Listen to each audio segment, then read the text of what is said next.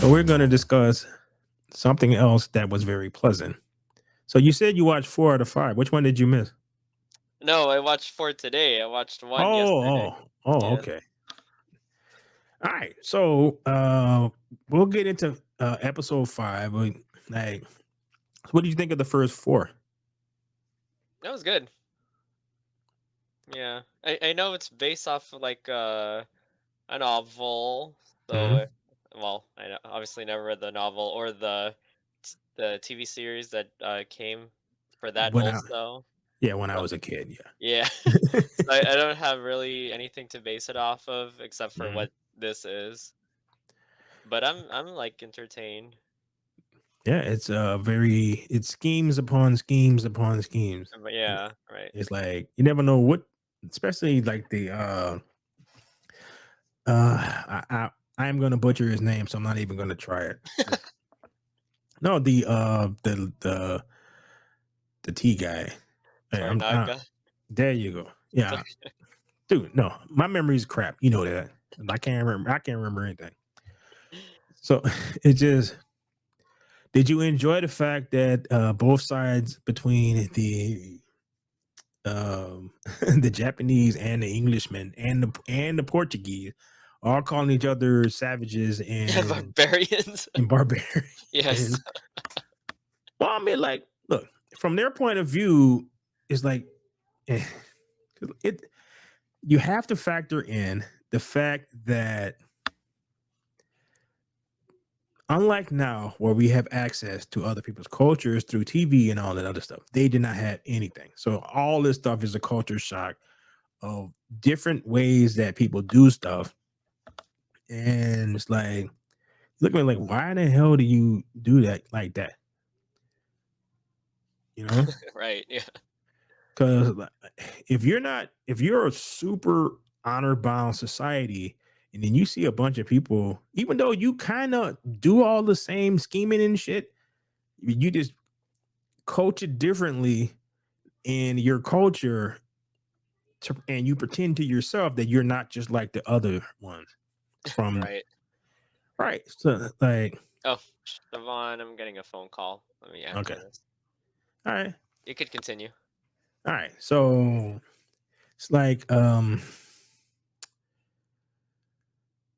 it's really crazy how it's like it's all right. It's really crazy how I don't know how to say this.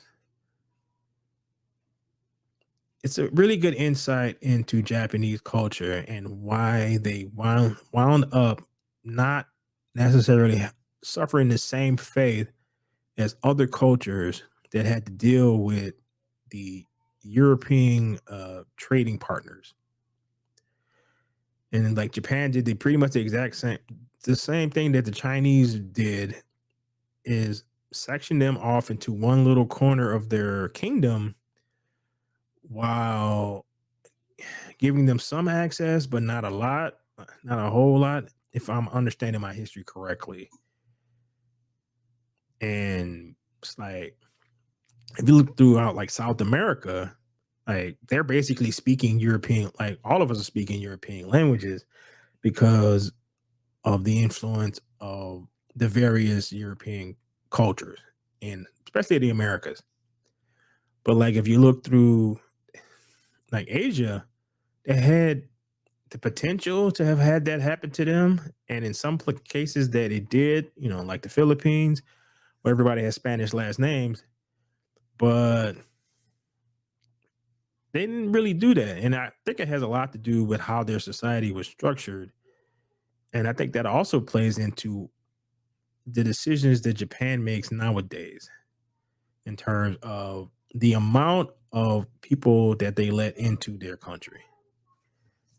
So, but overall, I really enjoyed the you know what? I am like while he's on the phone, I do have a hunkering to checking out the old trailer. So let's try 1984, I think. Yeah, 1984 trailer. Oh, 1980. So while he's doing that, I'm going to check this out. Okay.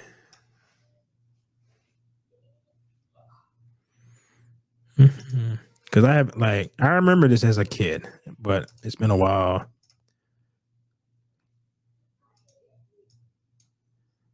All right.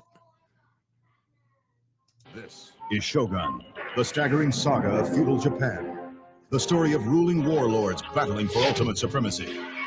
They are challenged by a stranger from across the seas, John Blackthorne, the one man with the Oh, power. what sweet hell is this? This is the six-part presentation starring Richard Chamberlain and Toshiro Mifune. The epic tale of power, passion, beauty, and tragedy. That is Shogun.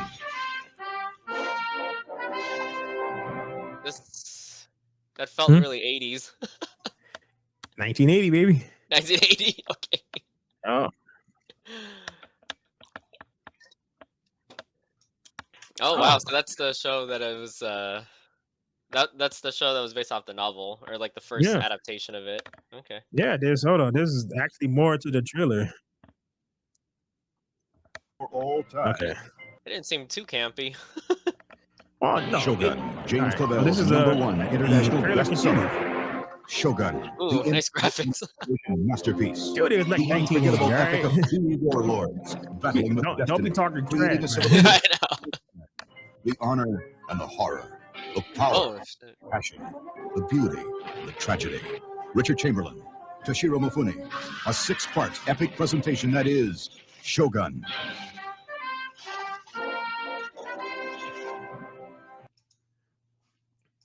No, this was destination television back in the 80s, man. No, I'm serious. That's when I think about it, that's actually like 44 years ago. Mm-hmm. And when I look at that, I'm actually pretty amazed.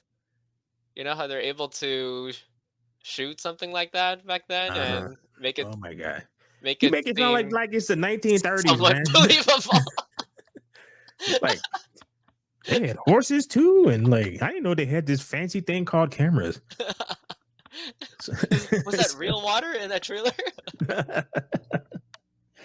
Anyway, all right. But what I was saying was the cool thing about this, and like it's been a while since I've actually seen the old one, right? But it was a long time ago, Oh, as you know. the whole But thing. mm-hmm. Oh, okay. No, it came, dude. It was we had like 3 channels, so Oh, so that was one of the 3. right. So it's like, dude, it wasn't like it was a lot of stuff that you could watch. So, but anyway, what I was saying before is what's interesting about this is, well, there's many interesting parts. One of which is the fact that Portugal was a powerhouse in that time period. They have zero effect on how anything is run in the world today. The only thing I know about Portugal is that the Brazilians speak Portuguese. That's about it. That's true, huh? But they was a world power, as you can see how they were dividing up the world, and it's like, oh, and just deciding these cultures and countries that they're going to, and so that they can bless them with their culture, not even giving a crap about how the culture already was, how they were getting along, didn't really care, none of that stuff, right? Mm-hmm. So yeah, so that was that. I thought that was interesting, and I like the fact that they didn't pull any punches when it comes to these various cultures. Right? It's Good like, point. you know, it's like when they're looking at uh like the guy, the white dude, and they're shocked that he doesn't bathe every day.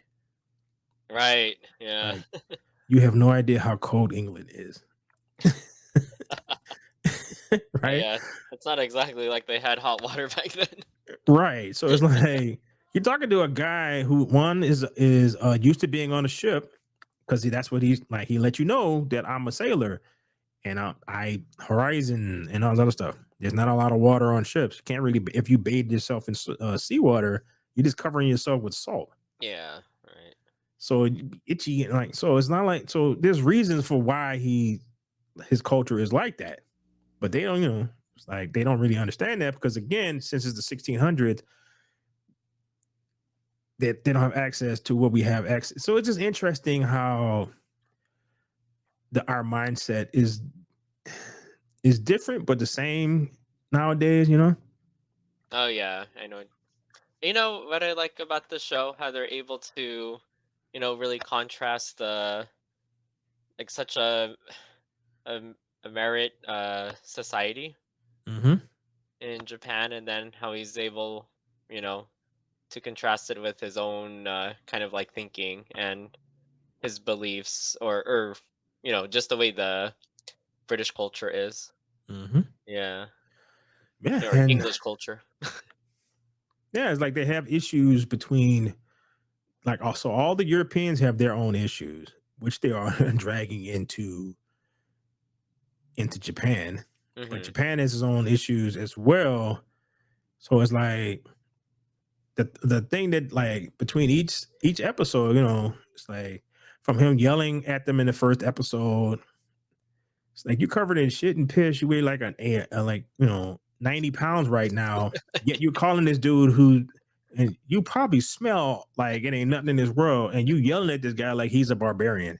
All right. And he's like looking at you like what? Like what? It's like, what are you talking about? So, but what I was saying while you was on the phone was it is interesting how the between the East and the West and like the Americas and the East, like the Asian countries, and how both of them were visited by these European powerhouses, Europeans. Yeah. and the Americans all speak European languages, but in Asia they don't. That's true. So it's like it's one their cultures were around. Well, I can't really say that because like the Mayans and all that stuff, their cultures are around a long time as well. So it's interesting culturally how each one were able to like how they handled that. It's different, huh? Yeah, it's like I think the Chinese did they pretty much the same thing that the Japanese did. Japanese did. Yeah. Yeah, it's like okay, we're gonna trade with you, but you're gonna stay on this one little chunk right here, and you can't go nowhere inside. No, That so is interesting. Yeah. And they both, well, is it because you think they, well, going back to like history, you think because like they stayed as a society longer, or it's just the culture, huh? yeah, Yeah. well, I think both China and they have a very strict like culture, Yeah. very strict rules. Based in like Confucianism, I think that has a lot to do with it. Yeah, In could be. terms of honor, right? And then, Yeah, probably yeah, honor and, ancestor worship and all that stuff. yeah, Yeah. but they also show like the flaws from that. It's like, well, Yeah. yeah, and it's like, and like the guy he's looking at this from an outsider, is like, what the like, and he's like yelling at, especially what happened with the gardener in one of the episodes where I have no idea why the hell he hung up that freaking pheasant and then let it rot. They didn't really explain why he did that, but he I just think he did it. said I thought he said he did that so he could like let it air out so you can cook it, wasn't it? Right. That was at first, but then it's like, yeah, but that's not how. It's like because it was up there for a long time. It's like Yeah, right. at that point, it's like rotten. You're not gonna eat this. Yeah. So he keeps stumbling between each episode where he says he doesn't understand the language and he also doesn't understand the culture. And that wasn't that was it was evident, but it was not as evident as it was when he told no one to touch it or you will die. Right. Right. And then the gardener dude who he made friends with, he put it down and like, well, where's he at? He's like, well, he's dead. Like, what are you Talk talking about about? lost in translation. That Right. sucks. Right, but it's like he keeps saying stuff as an outsider. It's like you don't understand his culture like at all, Yeah. and like it's like the way that they're showing him aspects of it. So he's seeing all sides, like he's seeing, and I like the fact that how they're showing, like I said before, how they're showing all, yeah, the good and the bad And the of it. bad. Yeah. Right. It's like, when you when Butino, Mm-hmm. when he's doing like the last stand thing to protect, like to protect the his lord, and he's fighting like an entire army by himself. It's like, yeah, that's samurai honor, right? And when you find out about how the swords came about, that the lady who lost her kid and her husband because her husband did something stupid, he was acting within honor of his own self, but he dishonored his lord, so therefore he had to kill himself and end his line. Right. Yeah. Which from an That outside, what? that I was about to say. That really. Yeah, I do like. That's what I kind of like about the series too. It really shows how if you're so strictly, if you so strictly follow these rules and expectations and traditions and stuff. Yeah, Mhm. from an outsider's perspective, it really seems like really foreign and strange. But Yeah, I mean, like, but you understand why they do the things that they do. yeah. Yeah. So terms of all right, so we'll discuss five, but that was basically a not a synopsis, but a filling out of how we felt about the first four episodes. Like him bullshitting them into thinking that he was some kind of warrior, but him figuring out on the spot what he could actually teach them, and then having them scoff at it until he actually demonstrated, like, this how this works. He basically made a land cannon for them. And the way they set it up is you also show that how their technology is superior to the Portuguese. Yeah. Right. Because the guy said was like, yeah, the Portuguese tried this and it didn't work. And then he just, you do this, do this, do this, boom. You're like, oh, It really oh shit. works. It's like this really works, which they prove at the end of the fourth episode by blowing up those dudes who who stopped by to like, hey, what's going on over here? Which was interesting because it's like everyone is in a cold war because of the whole region thing. And which is crazy how like the dude who set all this stuff up is dead. But because of their honor system, they're abiding by the rules of this guy, like who passed. Hmm. So even though they're clearly got issues from them to the three dudes who are Christians now, then you find out that the Portuguese or their MO is to come in, and we only hearing about this because of the Englishman's viewpoint, but their viewpoint is to come in, make a couple of these people, like the people in charge, Protestants and Christians, which would then cause them to trickle down to the people in their region. And then, like, because of this particular like religious beliefs, we'll slowly maneuver ourselves into this country, and then eventually we'll be in charge because they'll listen to us because we're their priest. Right. So I was like, okay, that sounds about how religious folks were back then, and kind of a little bit now. It's like what they're doing is not cool, but from their perspective, it is, you know. So that was Right. interesting, Yeah. right? So like, bro, you came into somebody else's country and you basically laying the groundwork for you to take over without actually fighting a war. Yeah, that's right. And that's why I was saying how it was interesting how that's essentially what they did in the Americas. But while there are Christians in Japan, I think what their religion is still mostly Buddhist, right?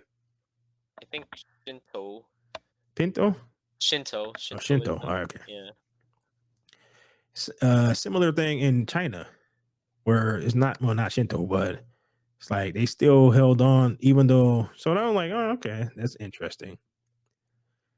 Yeah, so it was intriguing. So but that's enough synopsis of the first, of how the story is. The 5th episode starts with the aftermath of them blowing the crap out of those guys from Ishido's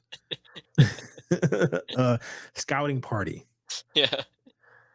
So then, as they're trying to figure out, I'm not sure about like the uncle, where or not he's, but whose side is he trying to work, both sides or He's after himself?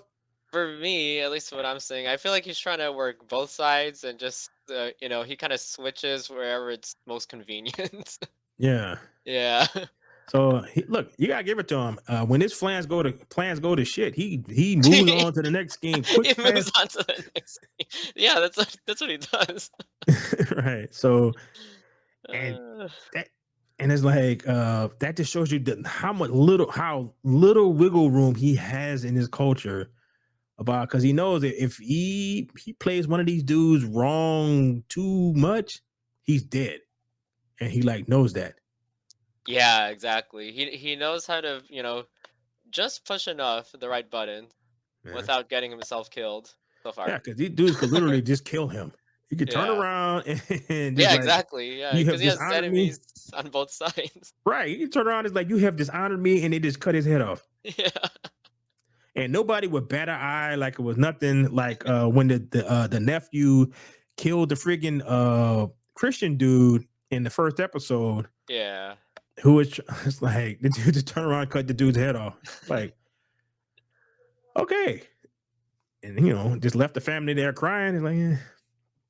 So, all right. So they're stacking bodies as they're stacking the bits and pieces from from them blowing up.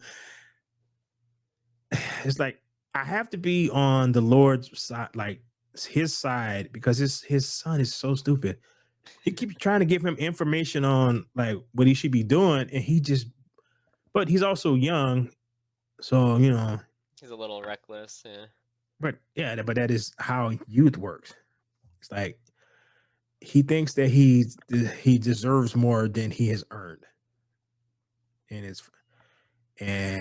I think it has a lot to do with the fact that he's so young and his dad is so much older than him. Right. So it's like, bro, I've been where you're at. I can see where you're going. I've seen many young people like you get killed over foolishness, and they're all veterans. Like, all these leaders are veterans of the war that they had in Korea. Right. Right. Yeah. So they're like, look, man, I've seen a lot of people like you, and we was over there. Y'all, you got yourself and everybody around you killed because you're stupid. So you need to, like, I understand you want to have your own crew or whatever, but at the end of the day, it's about you. You gotta. It's like, oh yeah, that's ringing in my ear. No, but it's like, you gotta understand how the game works, and the only person you can depend on is you. Because everybody else around you has got schemes, and that's pretty freaking evident in this damn show. Yeah. Like, everybody is scheming except maybe the junior Maiko. It's like everybody got plots and schemes. Yeah. So as they're picking up the bodies, it was like, all of a sudden they hear on like somebody yell, "There's an army coming!" You turn around and you see the Lord, who dipped out in the when he snuck out of the like in episode 3, snuck out, left his kid and uncle there, and he just dipped. He went back to Edo. He showed up with an army. It's like he was upset. I don't know. I know he was upset about his son killing those dudes, but I think he's kind of took it as it's kind of inevitable kind of thing. Yeah, he wasn't. He's kind of disappointed that he took such dramatic action, but Mhm. yeah, I think he kind of expected that, or you Yeah. know, yeah, So like or it's he doomed to happen. yeah, I think he has that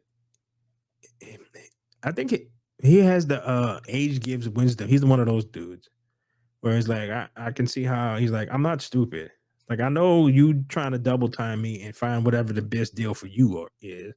And I know you're young and reckless, so you're gonna do something stupid. And given how you are, I know your nephew is probably gonna be kind of like, but he's like, all right, well, this is gonna cause them to come out of the castle. So therefore I will be able to attack to pick them off at my leisure. So it's like, this sucks. It's probably not what he was planning on, but you know. So I was like, all right, that's he is a sound mind. Doesn't really panic. Right? Yeah. Now, then you get all the drama between Mariko and her husband, who showed up with who everyone thought was dead. Now he's just showed up, and we get to find out where the animosity between him and her is. And this also is another insight into their culture, where he clearly does not like her, Yeah. but he somehow managed to. It's like, was she like, did she get pregnant before all this stuff that she told happened? Yeah. Right. Isn't the kid like how old now? Yeah. So how? Yeah. I don't know. He was a teenager or Yeah. like preteen, like right around there. Like Yeah. Preteen. So 12. So and how long ago? Like she said, her dad was killed 10 years ago, right? Mm-hmm. Yeah. So when you find out that as the Englishman and the husband is getting having a pissing contest because nobody wants to eat his terrible food. Rabbit stew. Right, in which the it's like Mariko and his consort kind of knew that was happening, so they ate first. Said, we got to eat now because who like all this testosterone in the house, and like the consort is like looking at like, I think there's a pretty good chance you boinked his ass yesterday. so I like when he showed up, I was like, ooh, I hope she ain't pregnant. Because it's like okay. So then the thing that again, just the contrast between their cultures is crazy.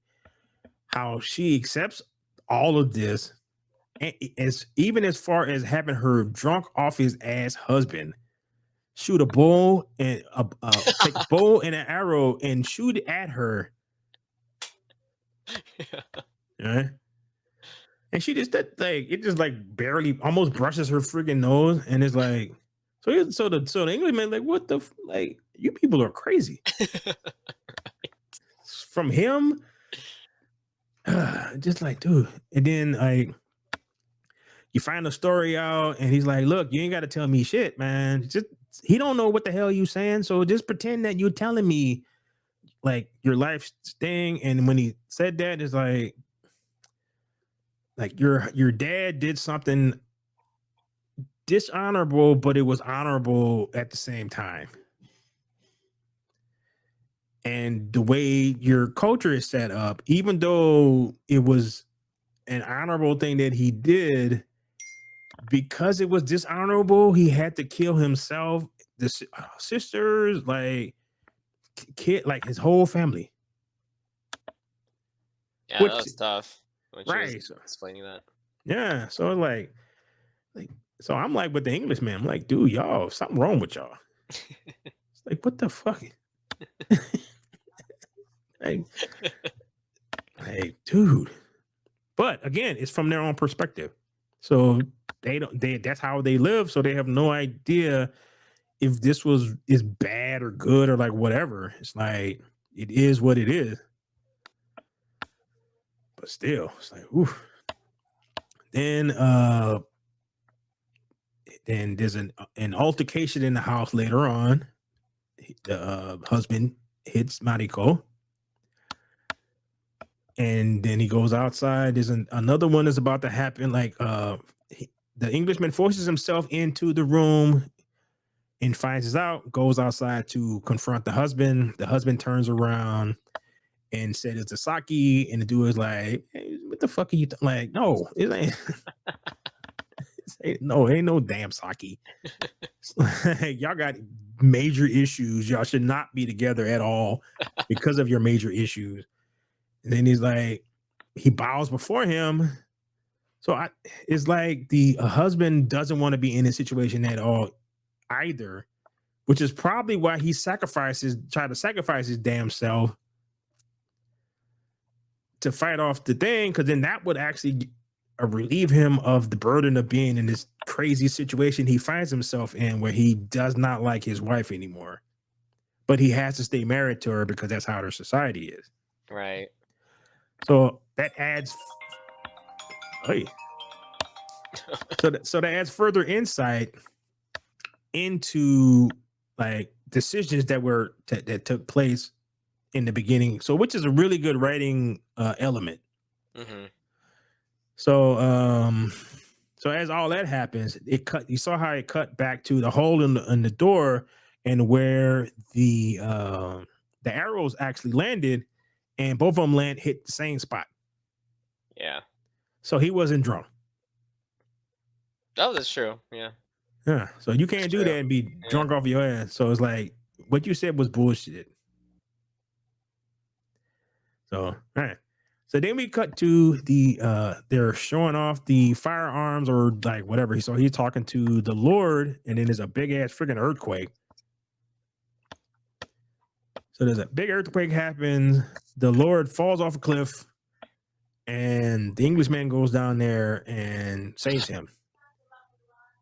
It's like digs his ass up. While everybody's just standing around, it's like I don't know what to do.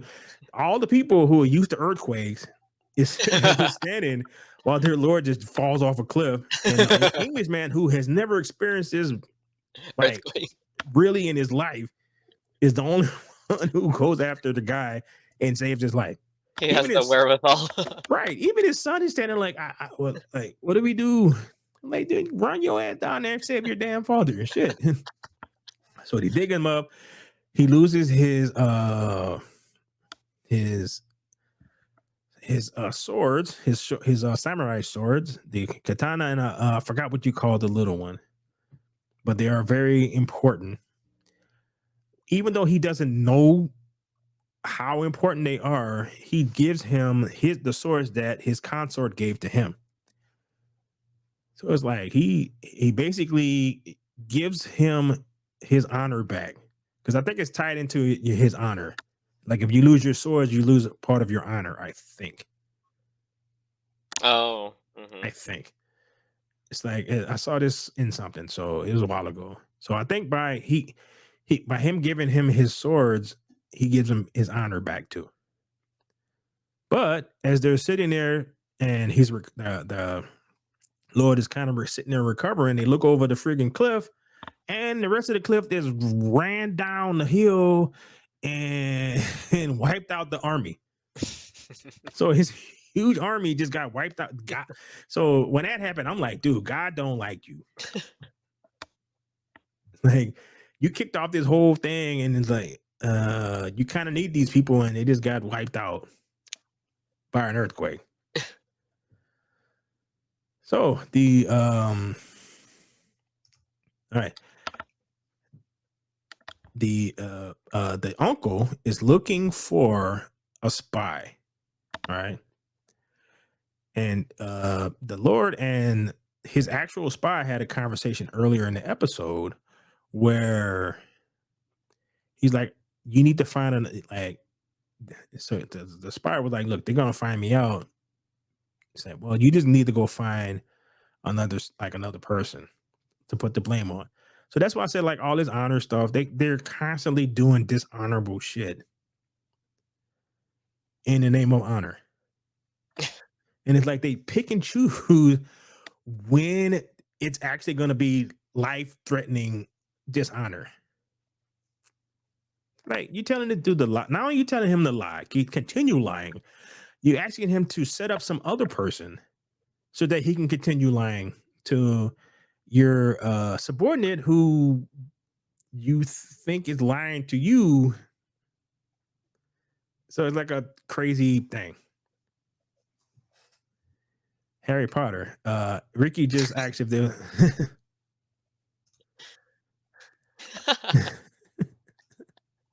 Oh jeez.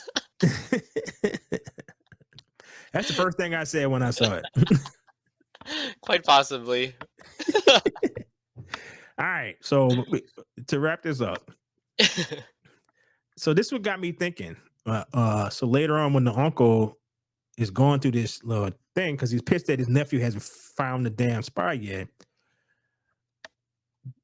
It's like this is just like, this is the spy, whatever. So the actual spy was like, well, this is a spying for your like for the Lord. And he's like, well, whose house is this? And he says, like, again, I'm not trying to say his name because I will butcher it, but it's the gardener. So it's like Yujayo or something like that.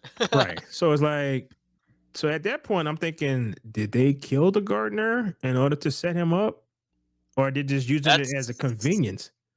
That's what I was thinking. Yeah.